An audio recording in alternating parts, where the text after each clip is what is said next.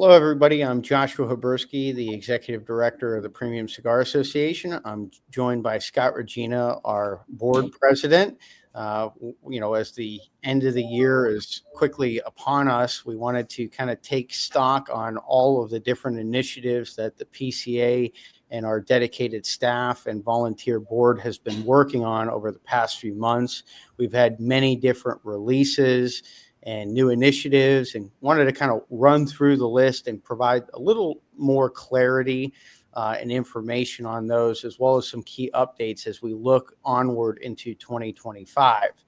I will start off with one of the major initiatives. We had our board meeting a couple months ago, and the board made some really impactful decisions and new initiatives, and one of which was Cigar World Dubai, our partnership with Quartz.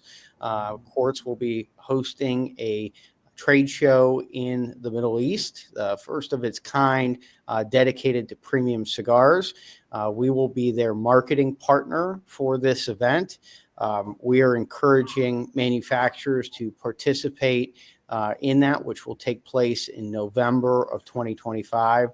We're really excited about this. I know Scott and a couple of our team members will be in Miami next week, providing a informational presentation alongside Quartz about all of the different specifics on how to get involved with that new show, and the details, the cost, and logistics. So that will be at Tabacon Lounge on December 10th in Doral, 1 p.m. to 3 p.m.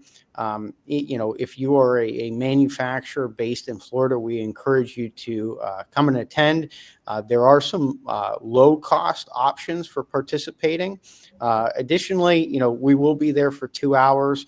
This is another opportunity to engage with our team. Our trade show staff will also be joining us. So if you have questions about our main trade show in New Orleans in April, you can also pull us aside and just have some discussions with us about that. The other major initiative that came as a result from the board meeting was the announcement of the PCA Alliance membership. The core focus for that is going to be on businesses that are connected to specialty tobacco retail. This is, barbershops, distilleries, breweries, restaurants that may sell cigars either through wholesale or other retailers. And we wanted to get them involved with the association, not only from a financial standpoint, but also from the standpoint of advocacy, going into offices as a more united front, where they have a vested business interest in the success of our industry. There's the consumer level element. It's priced. We have one for businesses at $250 and another at $99 for consumers. That price point, we want to make sure that we're distinct from our allies and partners with Cigar Rights of America. We encourage people to join CRA in addition to this. And the consumer is really focused on people that might be a solo practitioner, individual, your powerhouse consumers, that might be a lawyer that provides legal services to a shop, or an accountant, or a swag maker. We want to get people, first and foremost, that have that vested business interest connected with the association, getting information. One of the questions and commentary that we heard about is, how does this relate to the trade show? It doesn't. Alliance membership will not gain access to the PCA trade show. That is something that we heard loud and clear from our membership about. But, we have been very candid with folks that have asked. There's a lot of retailers that do wonderful multi-vendor events, Scott being one of them. There's always opportunities for discounts and partnerships with our existing membership to provide access to more consumer-driven events. And we also, we're looking at towards the end of next year, potentially doing a consumer-focused event, again, partnering with another organization. We're not here to reinvent the wheel. This is a commitment that the board of directors, as well as myself, have made to make sure that we are doing initiatives that have a non-dues, non-trade show revenue component to make sure that the financial viability of PCA continues to be where it is at right now, which we are in really good footing. Another thing in terms of new announcements, in January, we'll have a brand new website, premiumcigars.org. It's going through a redesign. Antoine and our communications team has done a fantastic job. I know we've seen the mock-ups of it. We're really excited to make it more user-friendly. On the technology side, we're working with one of our board members, Josh Everett's, doing a technology audit for the association, looking at, again, ways we can partner with industry stakeholders that specialize in quality technology that can be a service to our membership as well as the association. Also, we have some key deadlines coming up. December 31st is a deadline for two major things for the association: the submissions for the Best of the Leaf Awards. And with the Best of the Leaf Awards, I'm excited to announce that during the trade show, right before the Best of the Leaf Awards, we've done a cocktail hour. This year, we are going to do a comedy smokes and jokes event in partnership with United Cigars. So, that will be something new for the trade show.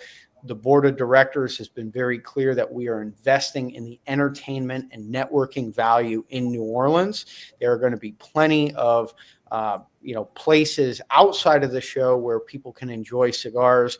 I know a lot of companies are doing their own large-scale 100-plus person events for key accounts. We want to foster that. We want to make sure that there's something going on for everyone while people are in New Orleans for the trade show. I'm also pleased to announce that we will have activations at the front porch in front of New Orleans throughout the trade show that are sponsored. We will also be renting out Cuban Creations, one of our members, as well as the block in front of it in the French Quarter for a 350 plus person event every evening, late night for the show. This is the one of many different activations that we'll have during the late hours where people can unwind and enjoy cigars and cocktails. But this one is set in stone. That will be, and most likely we'll be announcing a sponsor of that forthcoming in January. But Cuban Creations in the French Quarter during French Quarter Festival, that will be a really great time where a lot of people can gather. Lastly, on the trade show side, we are very excited to announce our opening party is going to be at Heritage Park, directly across from the trade show, the convention center. We do have a weather plan in place in case there is bad weather, but we're not expecting that. This will be an outdoor event. I know Espinosa Cigars will be the opening night sponsor, along with several other brands that will be announced also early in 2025. I know that Scott and I had talked about wanting to emphasize you will be able to smoke in New Orleans. I know that there was some prevailing thought, in the convention center, there's going to be an issue with smoking. Not at all. The association, that's why we're, limited in venues and limited in dates when we can host it. But New Orleans and Las Vegas have been great partners for the association in accommodating that. PCA trade show will not take place in the non-smoking environment. So rest assured that will be a good thing.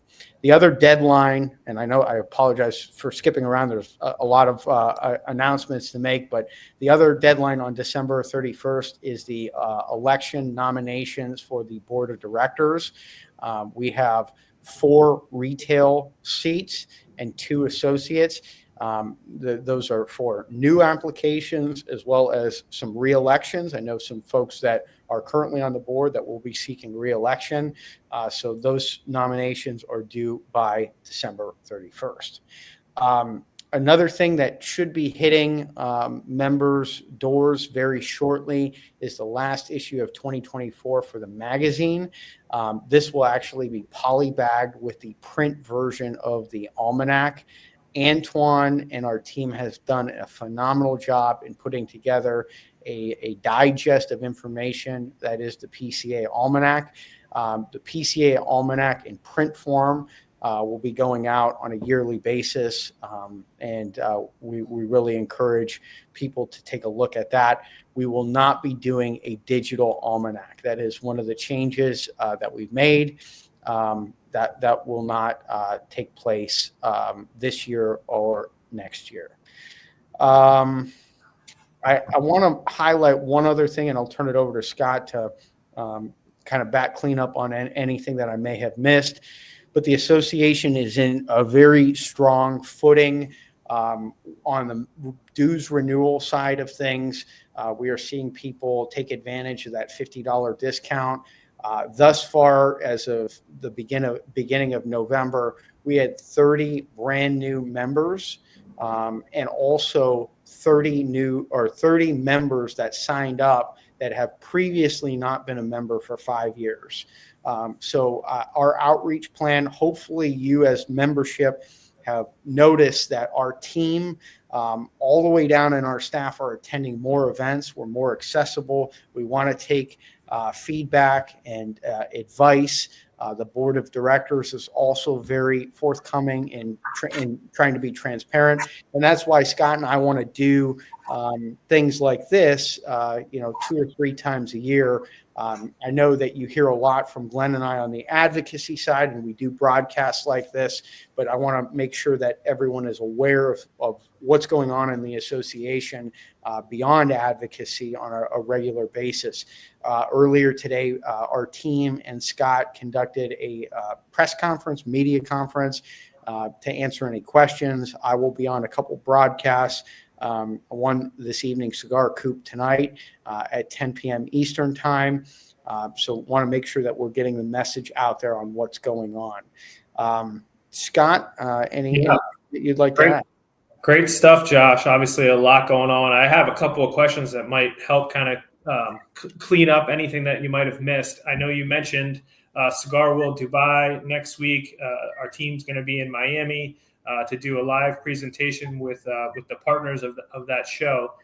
For the exhibitors that are interested that cannot attend in person, there will be a Zoom link provided. So if you cannot attend in person, for the exhibitors that are interested in learning more about Cigar World Dubai, just reach out to us and we will get you the necessary link that you need to log in. But I encourage all of our exhibitors at least join in and learn and listen and see if it's something that makes sense. But so far, everything that we've seen looks very exciting. Josh, you did a great job covering a lot of things. Touching on what you said about deadlines, December 31st, we have the Best of the Leaf awards submissions, and then we also have the board of director nominations applications due. How does someone apply to either one of those? Where can they find the information to apply that? So those links are both on the website, and they have been emailed out multiple times to membership. If in the chat, I'm sure Antoine can post in there both of those links in the chat so that people can see that on this broadcast. But that is something that we're regularly communicating to people. I know both of those emails, a reminder went out this week. Oh, that's great. And then in terms of registration for the show, when will that open? That will open in January, along with the media press credentialing, so people can apply for media credentials. They'll also be able to get their show badges in opening up in January. Do you remember, did we make any changes to the show schedule? We did make, I mean, we don't have that half day. Half That's day. something that changed this past year. We don't have that half day also in New Orleans. But the other thing that I will say in terms of some changes to the show schedule, we've added a lot more on the evening side of things and truncated some things so to maximize the ability for people to be on the show floor. As we add on these different things, the last thing that we want to do is be disruptive to the flow of business. So none of all the changes have been enhancements, not to take away from business to business interactions. Exactly. So the schedule will be similar to what it's been in the past. Day one will be your education, followed by a great opening reception that we're excited about to partner with Espinosa and his team, and then 3 full days of show floor, right? That's correct. Awesome. Yeah, we're excited about the show in New Orleans. We're working hard on making sure that there's plenty of options for people to be able to go and enjoy a cigar, a drink, network. We're excited about it. I know, from a booth sales standpoint, everything is looking incredibly strong. The last report that I saw is that we're the show floor is essentially 90% sold out. We're getting inquiries on a regular basis. So, all things are pointing to, along with strong membership renewals, all things are pointing to a very highly attended show in New Orleans that we're all excited about. So, I can't thank the team enough for their work that they've put in to continue to, put all this together and make sure that we have another successful show in New Orleans. And I know a lot of people are looking forward to it. Absolutely. Yeah, I know we did the site visit earlier this year. Again, are making those investments in kind of the entertainment networking side, but also, bolstering capacity and seeing new exhibitors. I think that has been an exciting trend, as well as returning exhibitors to the show. We want to make sure that we're accommodating everyone. So as we update our trade show website and continue to put out information, we've also seen as a trend going back a couple of years, more international folks coming to the United States for the PCA trade show. We want to make that as easy as possible. If we need to provide a letter in order to get a visa, we'll have that process streamlined so that people can, come to the show if they want to. On the international side, we are also hosting our International Policy Summit next week, December 11th. Some great panelists. We really appreciate the Cigar Academy and the Light 'em Up Lounge for partnering with us on that. So that will be broadcast next week, the 11th. Also at the 11th, if you're in Washington, D.C., and you're a retailer or PCA member, we will be hosting our congressional reception at the Townhouse. It's going to be packed wall to wall. 250 people are already registered for it, but feel free to come on by. We thank our partners at Connector, as well as Gurkha for sponsoring our holiday party this year.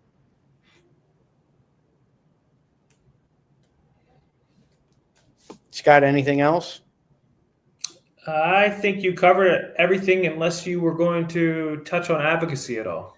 Yeah, advocacy on the final point. I think that there's 2 big things at the state level. I mean, Glenn Loop is very busy on, I think that this week he and I covered about 9 different states on different topics, but the 2 that are front and center are California and AB 3218.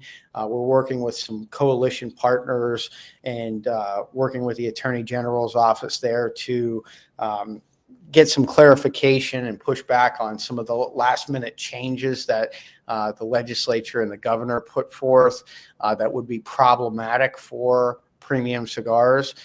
They do have exemptions in there for premium cigars, but they have an economic quantifier of $12 wholesale, which makes no sense. So, we're providing some arguments and going to meet with the Attorney General's office in January, along with some of our other coalition partners, and definitely going to be, challenging that on many fronts. The other one is Massachusetts, the generational smoking bans.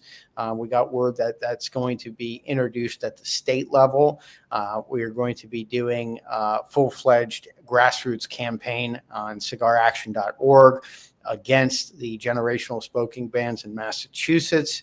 I know that later today, I think we'll be releasing a alert in Denver on their flavor ban, a local level initiative. So advocacy kind of moving on all different fronts.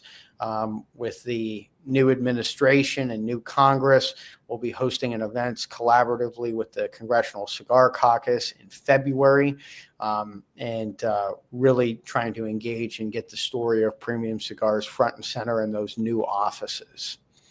But that's kind of a summary on the advocacy front. Glenn and I will most likely do a session in January, kind of talking about what's going to occur from an advocacy perspective as a dedicated broadcast. That covers it. Yeah, I don't know if you can take questions maybe through the comments. I don't know if anyone has anything that they'd like to send in for us to answer. I see a few people have been putting comments in. Yeah, well, and I think it's important to note, with some of our education resources too. That's one thing I didn't cover on the media press conference too much. We have a partnership with the Cigar Academy. That's a great value for people that join the PCA Alliance. We also worked with Tobacconist University and released some new educational resources. I know not the issue of the magazine that's coming out this month, but the first issue of 2025, we're going to highlight some of those educational resources again as part of our mission to improve and grow the business of specialty tobacco retailing, having that best practices and some of those standards put in place.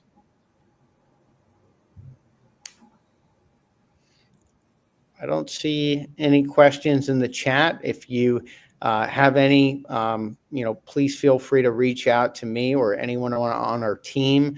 I will be on Cigar Coop tonight at 10 p.m. Eastern time. If you have any questions that you don't think of now and are joining that broadcast, happy to answer them. But really appreciate the staff. They have been working on overtime, really going back, as far as the board meeting and the input from our board of directors and implementing some of these new programs has been phenomenal. I really look at that metric of new membership, a growing trade show footprint, as being a strong indicator of the health and wellness of the association.